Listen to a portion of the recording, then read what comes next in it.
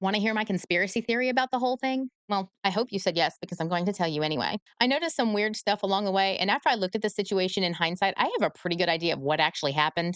This is my disclaimer about how this is all my opinion or things I just completely made up for legal reasons. Here's what really happened. There was another couple looking at the house. Remember when I said the file for the house was on another person's desk? Well, I think that salesperson sold the house before they left for the day, but they didn't get the deposit. They told the other couple that they'd hold the house until the next morning and they could pay the deposit then. Then he leaves for the day with the file securely on his desk. At the same time, Jay and I are there touring the house. We then decide to buy the house, but we actually put the deposit money down on the spot. Now the dealership has a problem. They've sold one house 2 times. Technically, the other couple was first, but we were the first to put money down. But chances are that one of us will drop out for a variety of reasons. It happens all the time.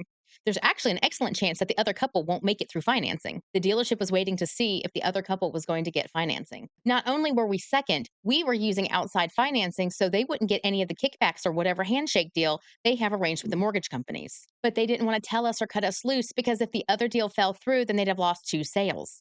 And we were a guaranteed sale. Not to mention, there may have even been legal ramifications since we paid the deposit and signed the contract first, but they stood to make more money from the other couple. The weeks go on, and neither one of us back out. The other couple doesn't need the house until August or September. We want it sooner, but they keep drawing everything out, especially when they deal with our financing. We keep pressing, so they have to do something. So they go out to the land alone, so we can't actively dispute them, and they start looking for reasons to back out. We've since been told that they really should have no problem setting or delivering a house where we wanted it. It's almost definitely a BS excuse. That's why the guy ultimately goes with suggesting putting the house next to the road. Not only would it be extremely expensive, nobody in their right mind would ever want to put a house in that location as opposed to any other spot on the land. So they're covered either way. We have a reason to back out of the contract, so no one has to admit they screwed up back in May and they didn't have the balls to tell us.